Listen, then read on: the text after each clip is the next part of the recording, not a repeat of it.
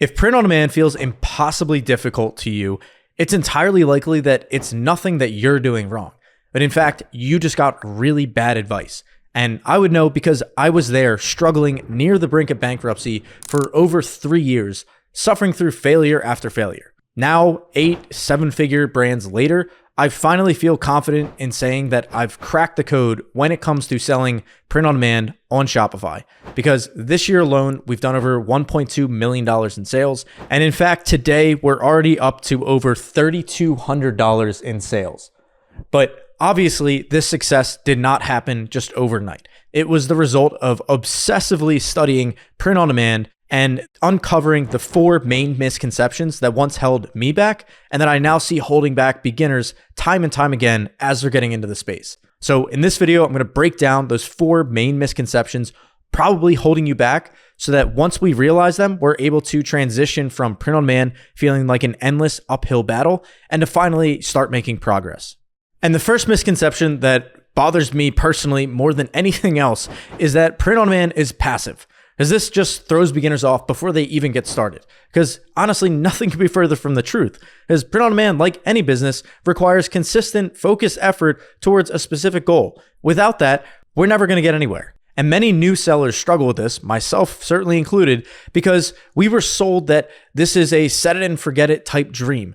Popular videos convince you that success comes nearly instantly, but real success always requires consistently creating original, targeted designs that resonate with the audience. And once you're able to accept print on demand as simply what it is, a legitimate business that demands effort, the process becomes significantly easier because now we've accurately aligned our expectations with reality. Now, the first misconception came from something that we are taught from others. The second misconception comes from a different angle. It comes from inexperienced beginners spreading essentially gossip based on their own anecdotal experience and passing it off as rule of thumb.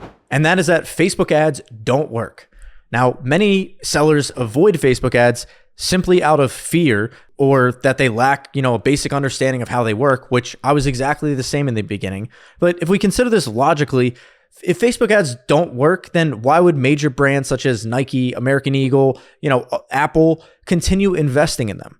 Facebook ads have dramatically boosted my own traffic to my Shopify store, making substantial growth possible. Growth that would have never been possible in my experience without the aid of paid ads. Because in any business, there's 2 different types of traffic we're able to drive, organic or paid. They both have their pros and cons. Organic, for example, takes years and years of consistent effort before it starts to compound in your favor. Not that it can't work, but there's a trade-off there. And also, to be creating that content, you need to either A, be investing dozens of your own hours, or B, hiring a team. In either case, you're investing lots of time and lots of money. Now, if we look at paid ads, for example, yes, there is a cost to be had there in terms of how we're spending on the ads. But that being said, the kind of growth that would take years through organic is possible within weeks or months through paid ads. Now, none of this is to say that it's a guarantee that with Facebook ads and Shopify, you're going to see instant results. But all that we are saying is that looking at things objectively, it is entirely possible to see exponential growth through paid ads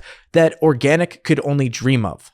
Now, we're going to talk more about ads in section 4, but what I want to leave you with for now is a saying that dramatically impacted my whole perception when it comes to marketing. And that is that great products can be sold by bad ads, but great marketing can't sell bad products, which just makes all the sense in the world. And for the first 3 years of my career, when again, I was battling with the brink of bankruptcy, my entire mindset was around anytime I wasn't getting sales, I was just looking at the ads and I was hyper fixated on that.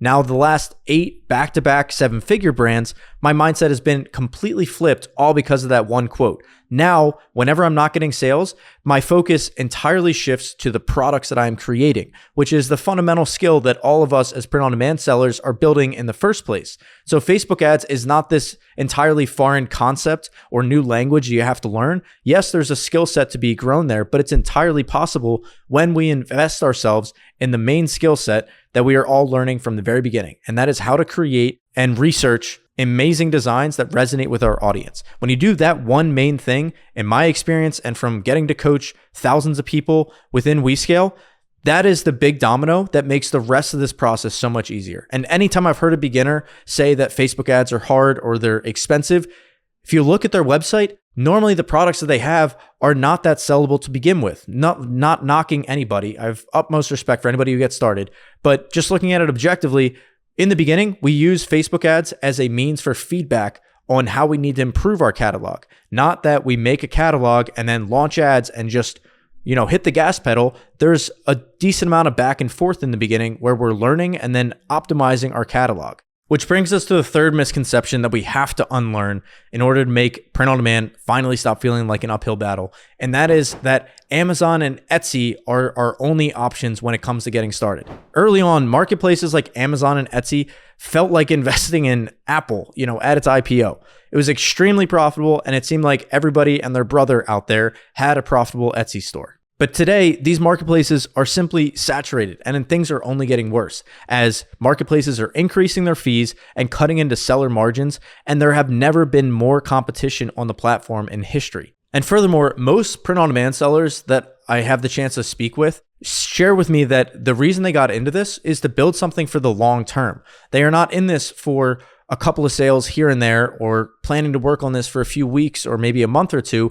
They want to build something that can compound for them in their favor over the months and years to come. And when you're selling on a marketplace, you're just simply never going to have that. You are not building an asset.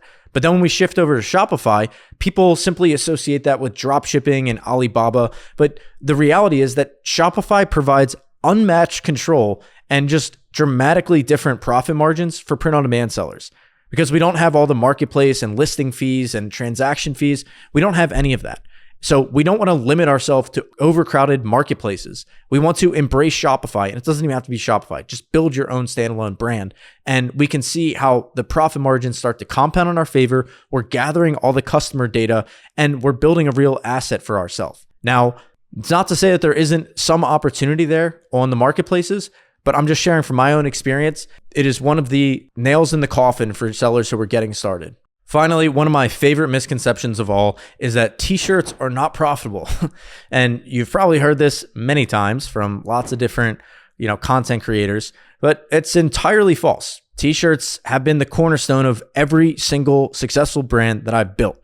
They are easy, they are low risk, and they are impulse purchases. And the average person owns 13 of them. And they are highly giftable, and you wear through them, meaning it's not like wall art that you buy once and then you're good for the next 5 years.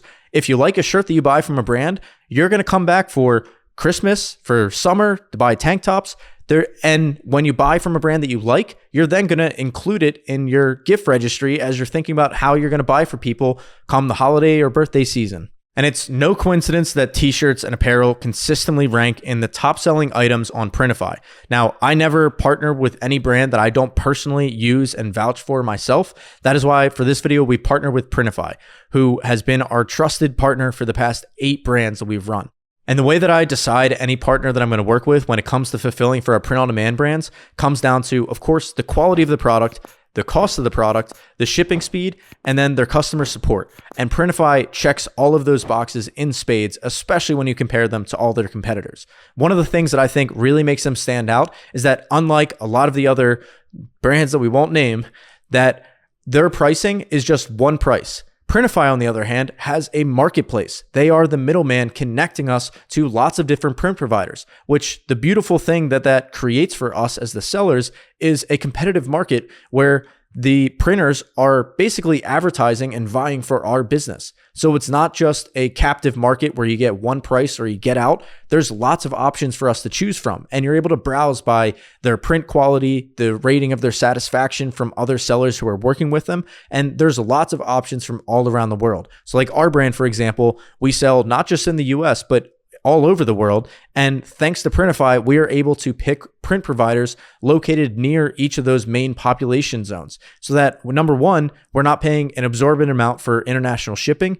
And two, those buyers aren't having to wait for, weeks and weeks before they finally receive their order from a US based printer like we might be. So if you're looking for a partner to go with you on your print-on-demand journey, I highly recommend at the very least taking a look at Printify. And bonus points for if you use discount code WeScale, you get 1 month free of Printify Premium so you can get the best pricing that they offer. So print on demand does not have to feel impossibly hard. We've just been taught wrong. And once you embrace print on demand as a real business and master Facebook ads, expand beyond the typical saturated marketplaces, and recognize the profitability and viability of selling t-shirts, you'll finally start to see a clear path to making progress in your brand. So hopefully these 4 insights transform your print on demand journey and helps you prioritize where we should place our focus in a world that is endlessly crowded with noise. And when it comes to learning Facebook ads, what I hear from many sellers is that the way they like to learn is through an over-the-shoulder training where they get to see me inside of our ad account actually building and launching real ads. So that's exactly what I've prepared for you, and it's included in the free 51+ hour course that you can join our free school community to get instant access to. So if you're interested in learning this and applying everything that we're talking about here to your own brand, then click the link down below and get started in the free community. So if you found this valuable and want to hear more about the trials and tribulations that I've personally gone through so that hopefully you don't have to experience them for yourself in your own print on demand journey, then be sure to like and subscribe and leave a comment down below about what other content you'd like to see us cover in the future. And if you're interested in taking things further, then the free community is linked down below as well. Thanks for watching, and I'll see you in the next video.